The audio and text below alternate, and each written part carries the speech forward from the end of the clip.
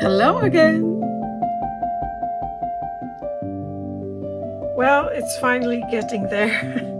I'm starting to build up all the elements I've got made over the months and putting them all together. I had some problems during this build, but so I had to redo a lot of things, and yeah, it happens, which put me under some time pressure, which is quite annoying and difficult, but yeah, it's getting there.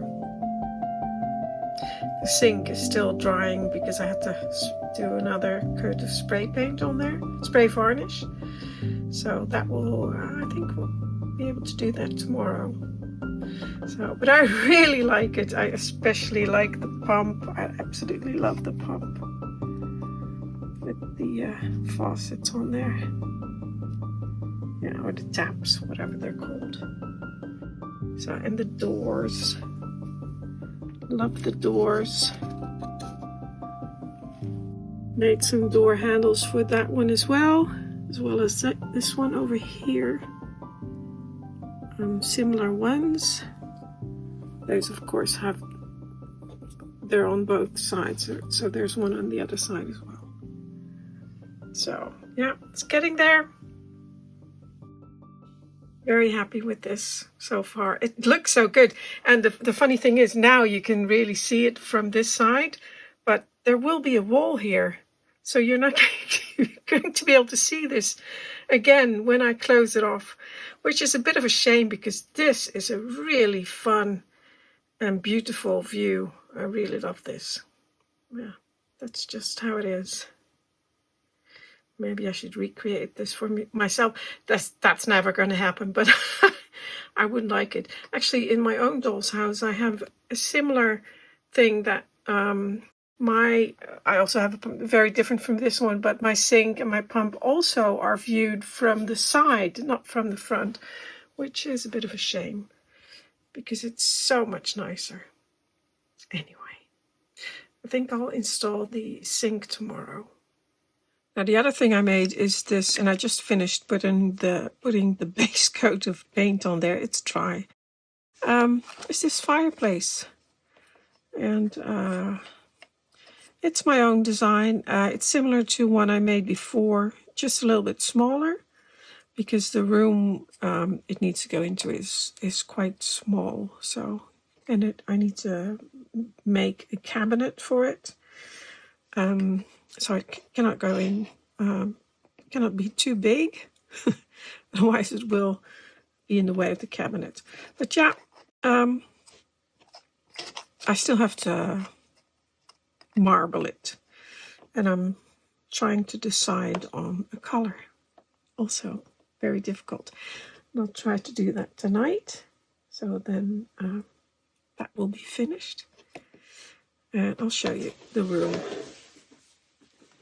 So the fireplace goes into the room next to the room with the sliding doors. So this is it. It's quite small. There's going to be a door here. I have to make that. And that's just paper, but the floor is going to be something like that. Oh, nothing is attached. It's just, so that goes over here. Like that. Yeah. So you can see it's quite small. It's leaning a bit, but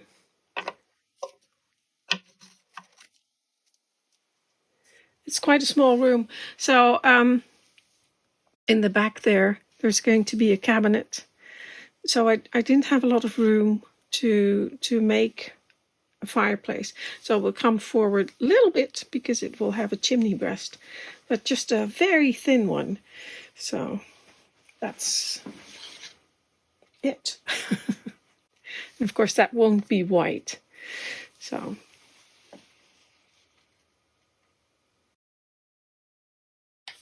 and no, I did not film this, how I made it, or made a tutorial. There are just too many steps involved, and I was, trying to finish this. So I may do it one day, because I have actually taught a tutorial like this, not the very same fireplace, but similar. My friend in Norway asked me to come over and teach her and her friends how to make this fireplace. So I have a whole, description of it and all the steps. But it's not for everyone, because you need quite a lot of tools, and like the overhead shaper or the router, and a lot of other power tools I used for this. So it's not going to be for everyone. But when I have time again, maybe next year. But I keep saying that, don't I? That's awful. I keep saying, oh, next year. Yeah, I might do it, because it's a fun process, and you can get really cool results. So anyway, that's not doing you any good now. For me, of course, this is white, and unfortunately I don't have the wall coverings yet. They're not finished, so I want to marble this, but I think the best idea is to just give it a light coat of paint in neutral color, and I think this sand gray is a good color, because the floors downstairs, and I have a sample of it here. This one is not varnished, but it is the colors that I used. That has that sand gray in there as well. So if I use that, and the red floor, the paper you saw in the room, that also has that color in there. Now I think it's important, because these are the project I'm working on. There are 4 rooms. There's 2 downstairs. Those are the kitchens you just saw with all the yellow in there and the marble floors. And then there's 2 upstairs rooms, and one of them is the one with the sliding doors and the green and the wooden floor.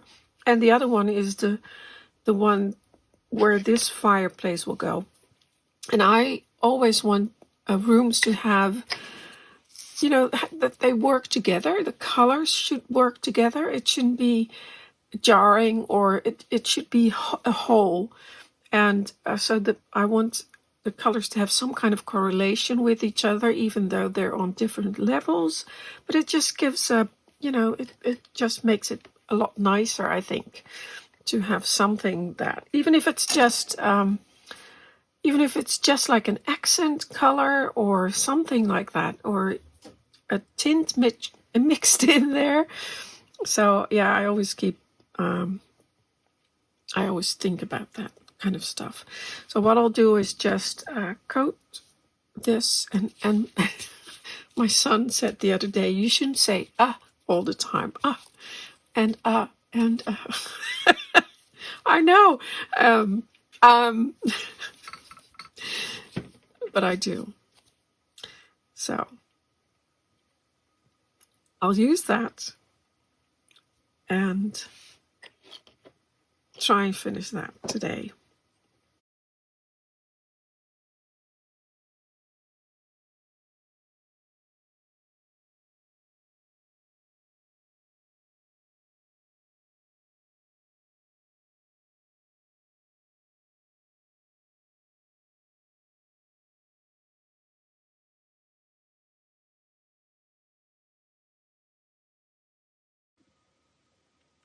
Well, that's the first coat done. It's still a little bit patchy, but that's because of it's the first coat, and there's an undercoat underneath there.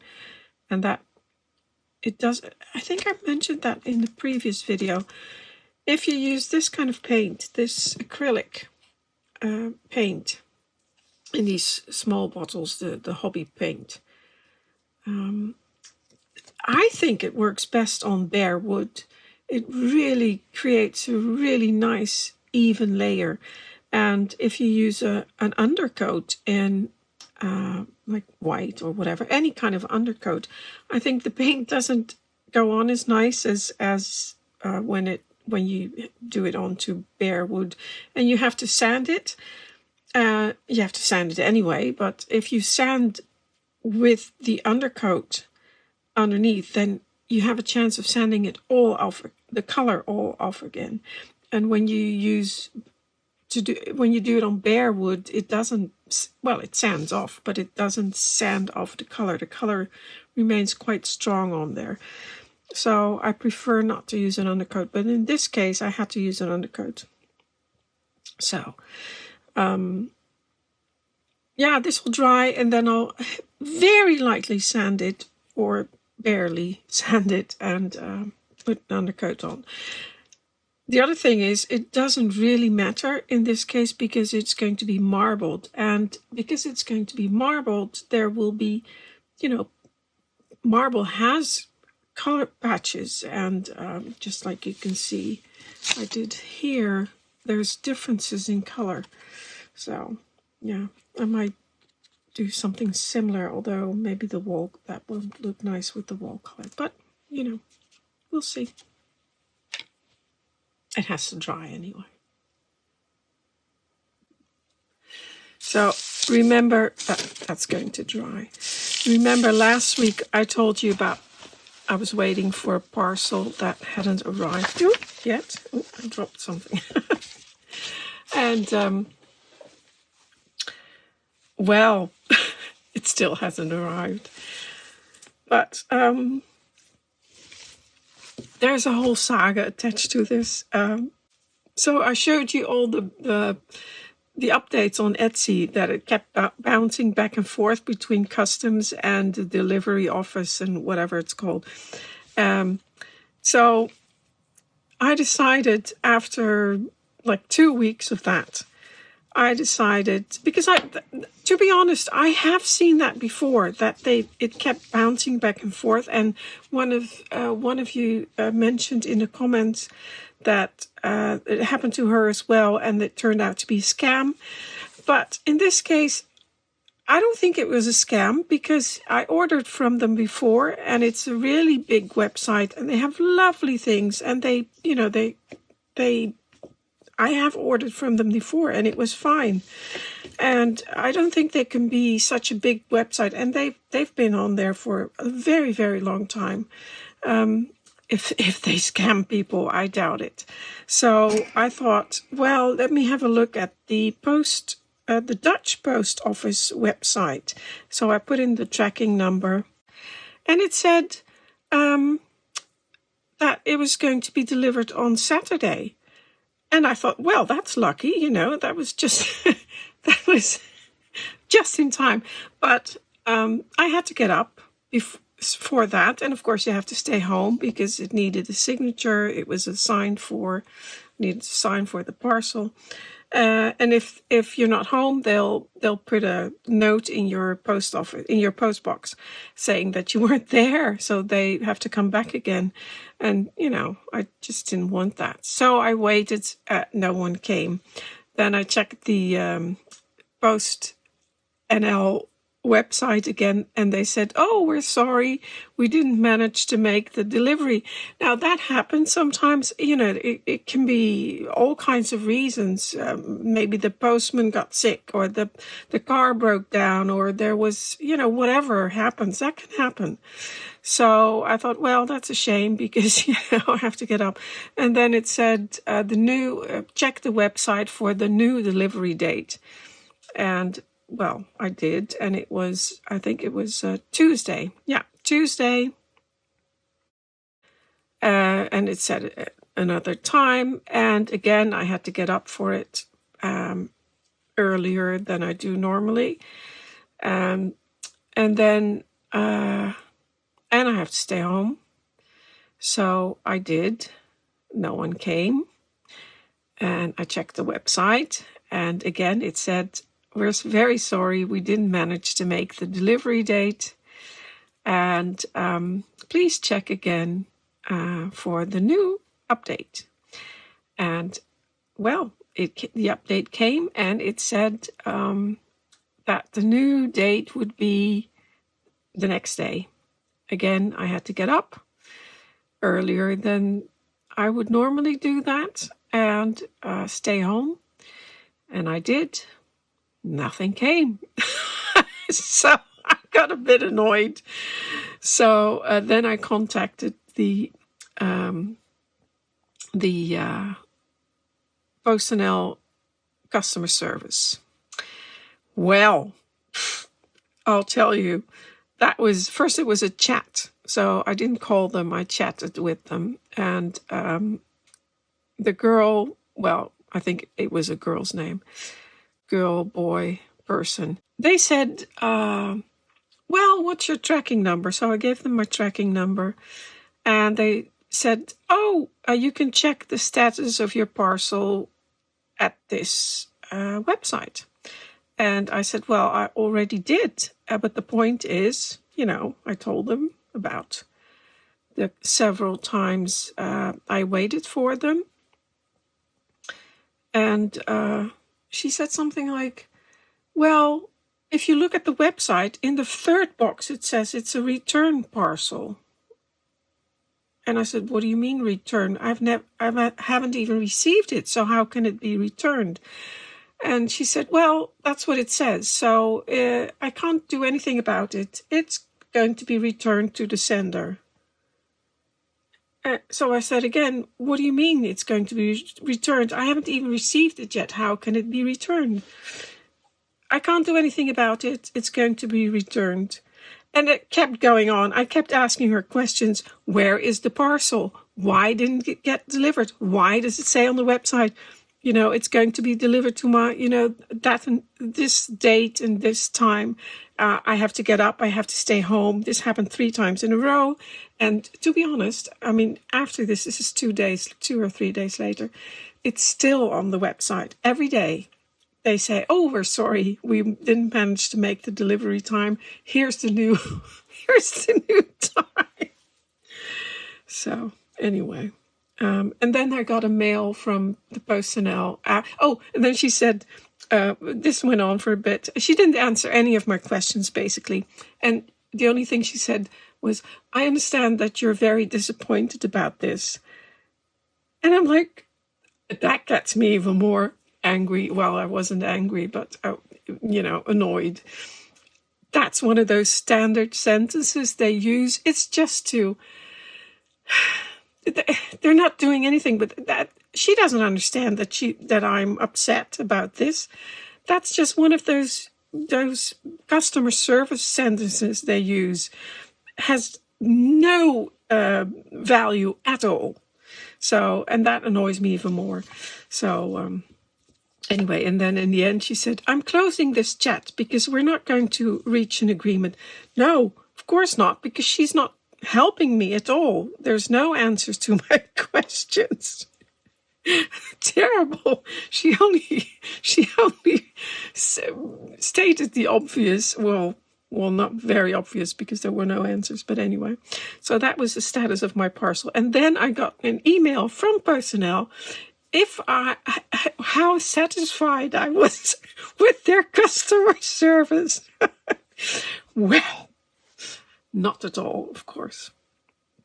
Anyway, so there is no parcel. So I cannot show you anything that I bought, which I would have liked. But anyway, I'll continue with my granny squares. Calmly. No, I wasn't angry. I'm not angry. I'm usually a very calm person. But I just get annoyed. And I think it could be so much easier if they just say, right, we're very sorry, we lost your parcel. We don't know where it is. And I also said that this is their job, not hers, but I said PostNL. I kept saying PostNL. I didn't say anything personal. And, that's what they're paid to do. We hired them to deliver a parcel, which they haven't done. So, and she kept avoiding that question. Anyway, if you have any experiences like that. And normally, I mean, I must say, PostNL, our postal service is normally pretty good. I've rarely had any issues. Any packages I've had have always been delivered. I've never, ever, ever lost any packages. This is the first time. I don't know if it's lost, but I don't know where it is. It's not here. I wish I could have shown you. It would be so much fun. Oh. So you can't talk and knit at the same time. Well, crochet in this case. I don't even know if I'm doing it right. Can't remember what I've done. Oh.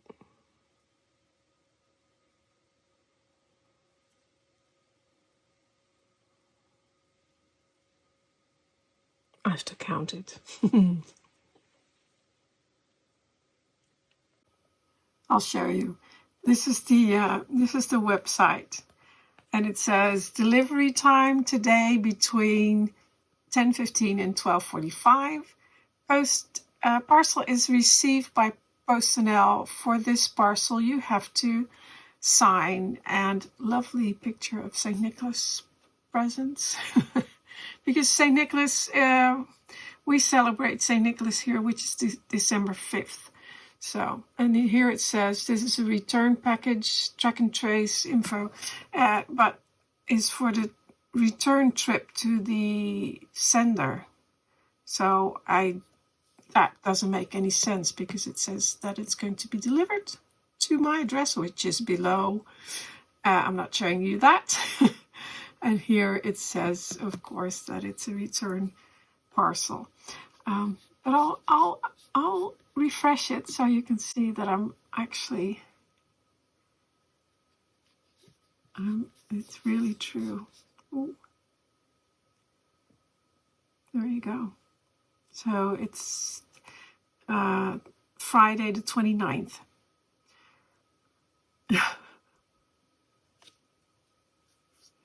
Yeah. There. Another one finished. In the meantime, I prepared something just to show you what I was talking about the other day, just now, about the paint. Let me just get this out of the way. I should make one of those Japanese, I think they're called bento bags, out of this. Because I use this a lot, just to keep my threads together. So, bit of wood. I put 2 coats of primer on there, and that's what I meant when I was talking about the fireplace. I kept saying undercoat. I meant primer, but it's the same basically. I'll use a nice dark color so it's easy to see the difference. I'm saying that the paint, this acrylic paint of, whatever the brand is, here we've got Apple Barrel by Plaid. Oh, actually that one's by Plaid as well. Folk Art, and I've got Americana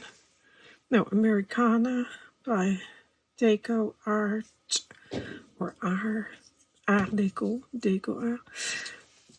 This one's a bit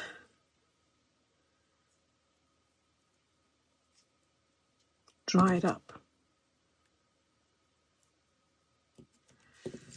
But if you go over it, over the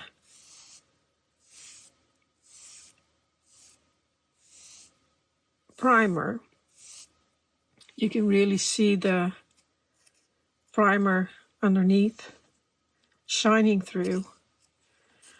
And then when you go onto the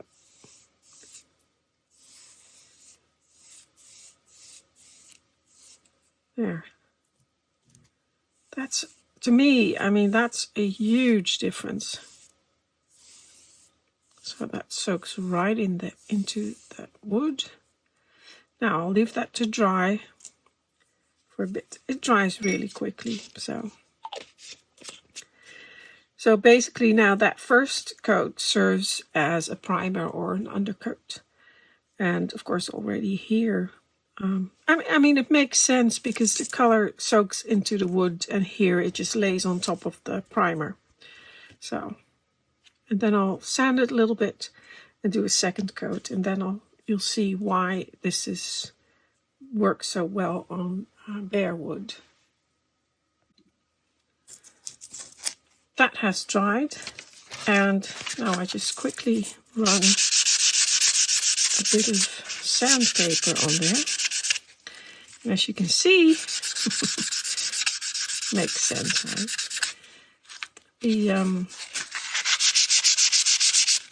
primer really comes through there to the paint. But here as well, I mean the wood's coming through. But you'll see what happens if I put a second coat on.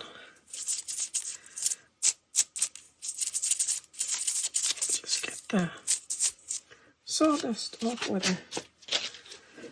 And then put some more paint on. This one has dried a bit. That's the only thing I don't like about these paints. They tend to dry out a little bit. And sometimes they go lumpy inside as well, which is a shame, but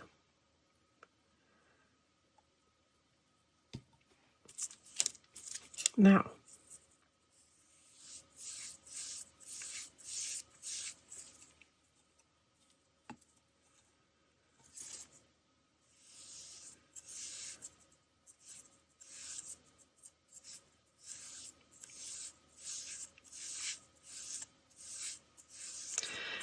you can see what happens, right?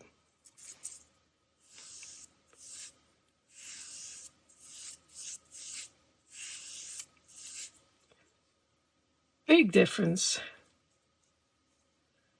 So that side is so much better. And to get this right, to fix this, it takes many coats. It's not easy. So that's why I don't like using it. Well, I like using it, but not with a primer. So, there.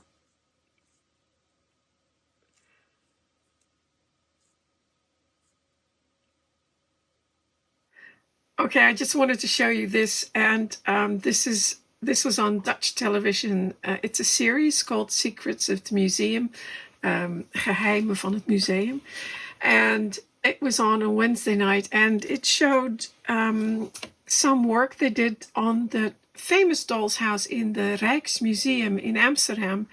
And I'm sorry, she looks odd here, but I paused it. She's talking about the Dolls'house, but I'm not sure how it works with copyright, so I won't show you. I just show a few little clips, and here it is. This is the Dolls'house. Het 17e-eeuwse poppenhuis van Petronella Oortman is een van de topstukken van het museum. And they were showing, yeah, I'm not going to show you. I'll provide a link for you, and then you can watch it yourself. But let me just fast forward, because I don't know, like I said, I don't know how it works with, here. So they're preparing for a exhibition about households in the I think it's in the 17th century or in the centuries past. And because the Dolls'houses are so complete, they provide an incredible insight in what life was like in those years back then. So what I wanted to show you is that the kitchens I've been working on they're based on these down here. And look at what's happening. I didn't even know that myself. It's fantastic.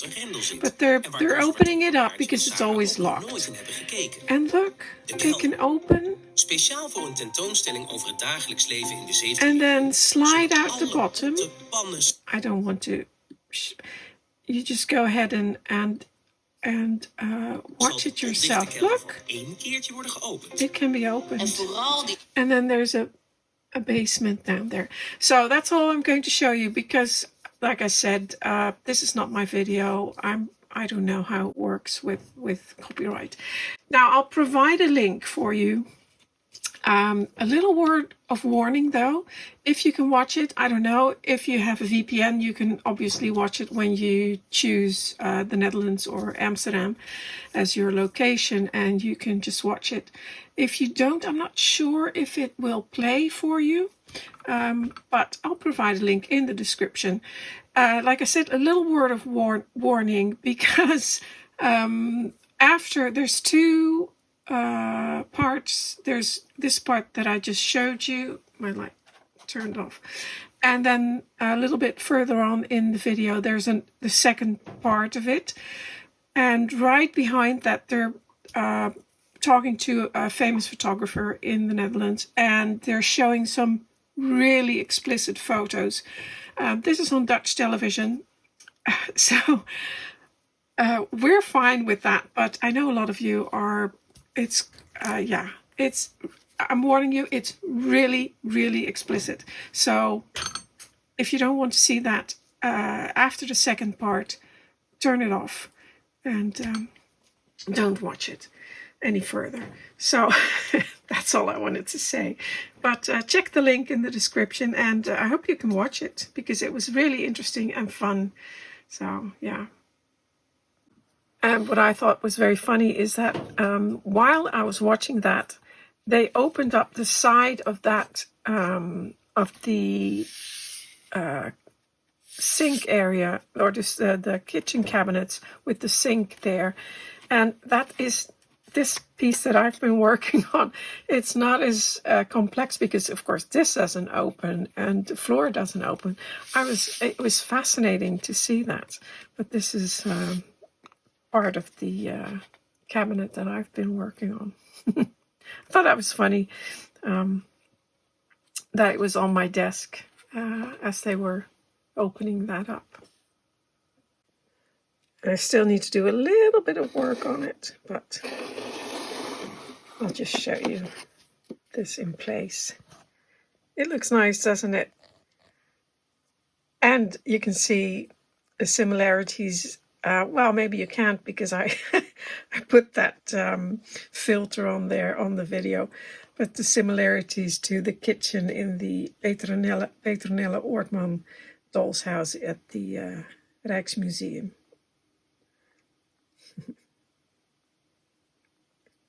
Almost finished.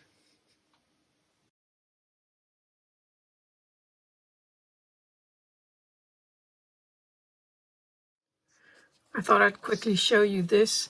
This is a fireplace I made years ago. Actually, that is the one that I taught in Norway. Similar ones. And, but I wanted to show you the color because that looks really nice with the floor coverings. And it also has, I just noticed that, also has the greens in there that are in this room. So look at that. So that would be a really good color. I also might include the color of the flooring that's downstairs, which has more of this type of color in it instead of more of the red. It's a combination, but so yeah, good idea. But still, I have to wait for the wall coverings to make sure that it will match and, fit. And normally the fireplace is part of this room in my second canal house. And as you can see here, I've also used a very small chimney breast. Now mine actually goes back in there a little bit deeper, so I have a box behind it, but I won't be able to do that in the room box I'm working on at the moment, but it will still give a suggestion of a chimney breast. It's a lovely fireplace. And here as well, green and red, similar color scheme. Well, that's it for today. I hope you enjoyed it. Thank you for watching. Until next time.